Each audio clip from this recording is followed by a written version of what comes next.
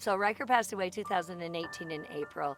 1 year later, in August of 2018, Rykar passed away. A year later, August 2019, I found a lump in the middle of the night, just a big old lump, and it was about like that big. And so it was crazy to me. Bruce was out of town. Luckily, McCall was at my house. I just screamed at McCall at 2 in the morning and said, "McCall, what the heck? Get in here." It was crazy. So anyway, but I had a very fast growing cancer, and it had hidden behind my chest wall.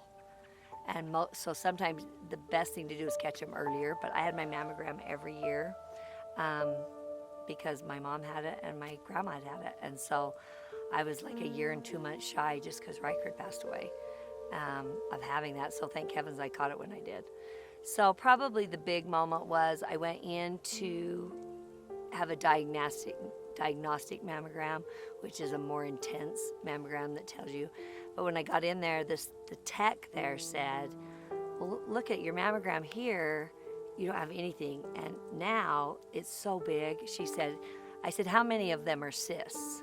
And she said, 80% really are cysts. And she said, "And you don't have anything here. This is why a tech should never say anything to you." Because she said, "You don't have anything here, and it's really large here. So I'm sure it's a cyst." It's like, okay. So I went in to have the ultrasound.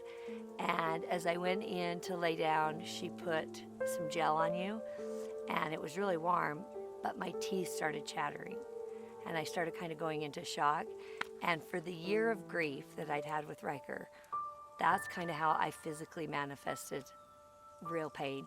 Was in the middle of the night, I would start shivering and my teeth would start chattering. And it just was something that I'd done for a year. Bruce would wake up and go, "Oh my gosh." And I'd say, "I don't know, here it is." And I would just shiver.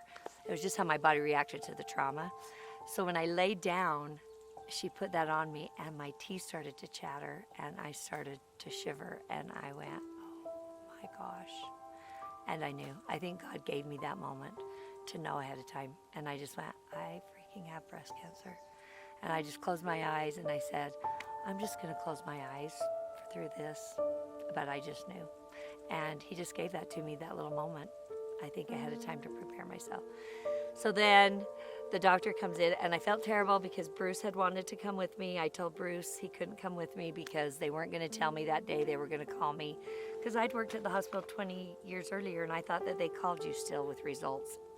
But we live in 2019 and they can check right then. So I literally didn't even have Bruce with me.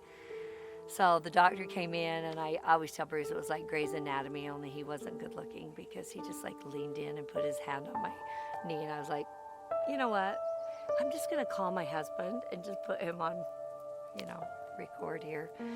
So anyway, that's when he told me. And then they just walk you through this whole thing. He said, "Yeah, you pretty much have cancer." He said, "There's no way this isn't a tumor," because it was 2.5 centimeters at that point.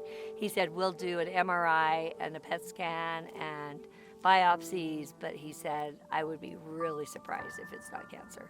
And I knew it was. I just knew it was. So, yeah, that's a moment. I walk back out, and all the nurses line the hallway. There's this little waiting room, and you all wait in your robes to get your mammogram. And then when I walked out, all these nurses had lined the hallway kind of, and this cute little tech was like, "I'm so sorry." I was like, "It's okay." But you kind of have to walk through these cute little nurses saying, they were just giving you love. And the nurse walks with you to the dressing room because she's afraid you're going to have a meltdown or something. But I just turned to the ones in the mammogram room and said, "Well, I guess this is why you have mammograms." So she shut the door and I kind of had a little moment to myself in the dressing room before I got dressed. And then I came back out and they take you right over, sign you up for an MRI, sign you up for a biopsy, get you on the schedule. And I came home and I think that was the second worst day of my life, was having to tell my kids that I had breast cancer because they had already been through a really rough 15 months and I didn't want to tell them. But it's also just like anything else. It's like you walk through a door that you can't go back through. And once you've walked through that door and someone's told you have cancer, you don't ever get to go back and be the person you were before you walked through the door. And that's kind of sad. Because I think that's with any challenge. You kind of want to go back and be the person you were before. But sometimes you come out a better person on the other side. But you always want to go back, and you can't. So yeah, that was rough.